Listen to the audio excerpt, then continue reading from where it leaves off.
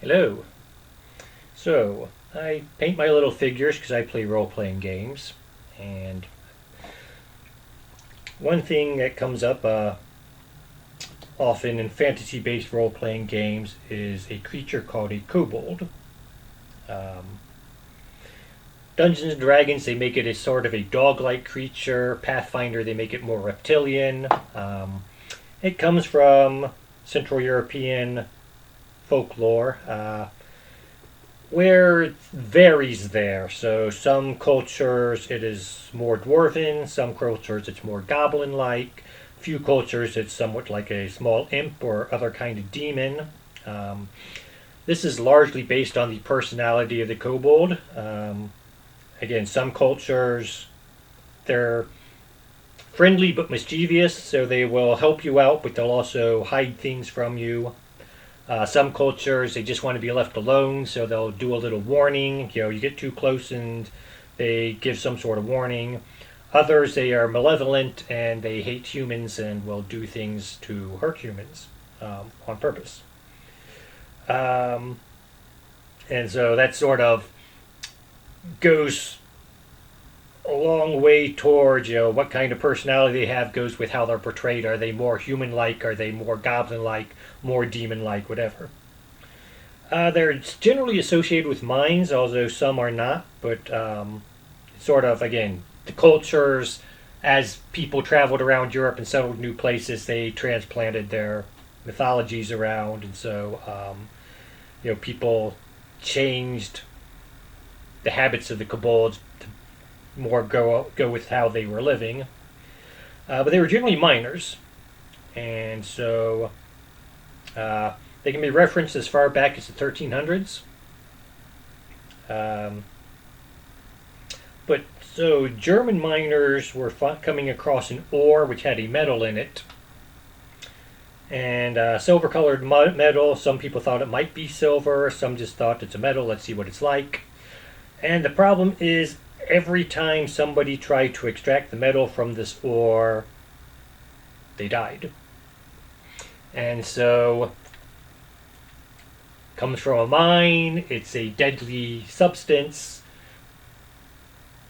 Looks shiny, but it's deadly. Maybe this is a trick of the kobolds. So they started calling it koboldite. Now, kobold, Kobold is how it's spelled. For some reason, every reference to koboldite I can find, it is spelled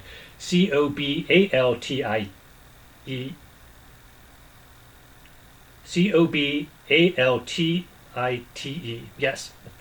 Wasn't sure if I was getting all my T's in there.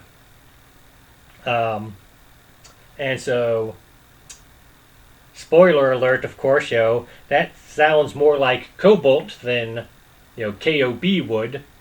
So, because that's exactly what this metal was cobalt.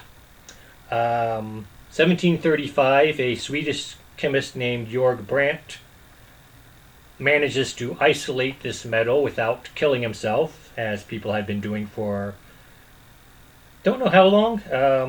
Couldn't find where cobaltite was discovered or when, but the fact that it worked its way into the language well enough for Georg Brandt to name his discovery cobalt makes me think that it had been a while before 1735 at least. And so this is actually the first metal where we have a record of it being discovered. For since ancient times we've had gold and silver and iron and all the other metals that we know of, or a lot of the other metals that we know of, not all of them. But this is the first time we have an actual record of this man discovered it during this time period. I don't know if we have the exact date, but we do have the year at least. Now then, as he was doing this, he discovered that cobaltite, the ore, is composed of three major components. One being cobalt, the other two being sulfur and arsenic. So, why were people dying whenever they tried to refine this in the past? Because the early refinement process was releasing arsenic into the air. And so the mystery of the Kobold's curse of this metal, whatever, was solved. So, what's Kobold good for? Because it's become very useful. Something we've probably heard of. So, don't have any here, but Cobalt Blue you might have heard of. That is a color of blue which is extracted or uses cobalt to get its blue color. And this is actually Brandt he wasn't just trying to analyze this stuff, he was trying to find a way to get a blue color into stained glass. And he was trying various things, and tried cobaltite, and it was working, so he started working with that, and he came out with cobalt. And so if you're an artist, you will find Cobalt Blue being sold at the paint store. It's got other properties. It's used, probably most people have heard it, cobalt steel and my hammer or whatever, because it makes metals harder.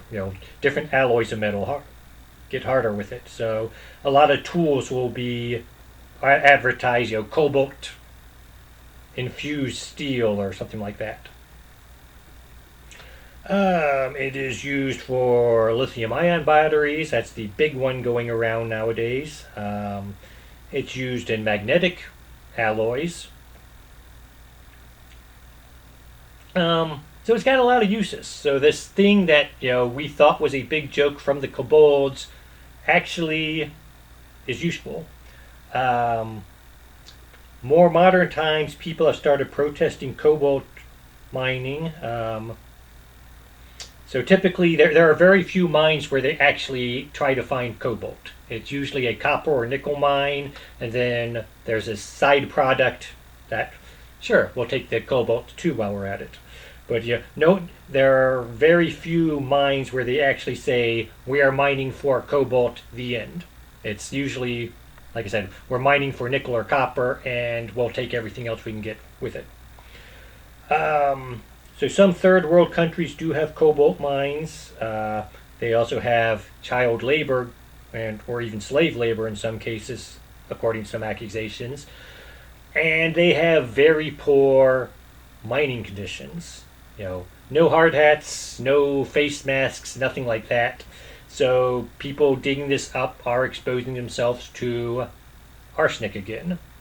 And so, and especially with children, because being smaller, chemicals affect them faster or more, or it takes a larger dose of something to affect a larger person.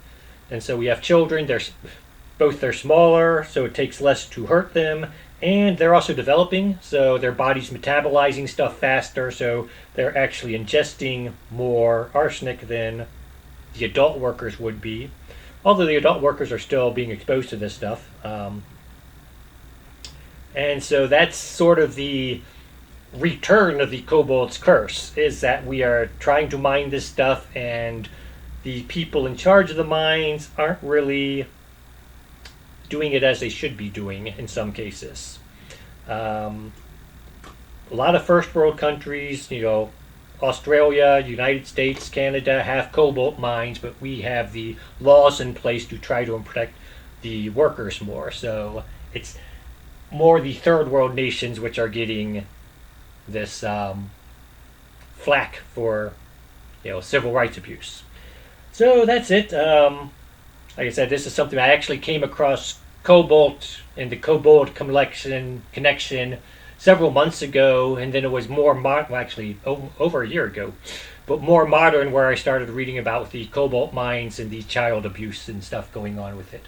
And it's irrelevant to today's discussion, sort of. It's also interesting if you like history of science, and so I thought I'd share that with you. And have a nice day.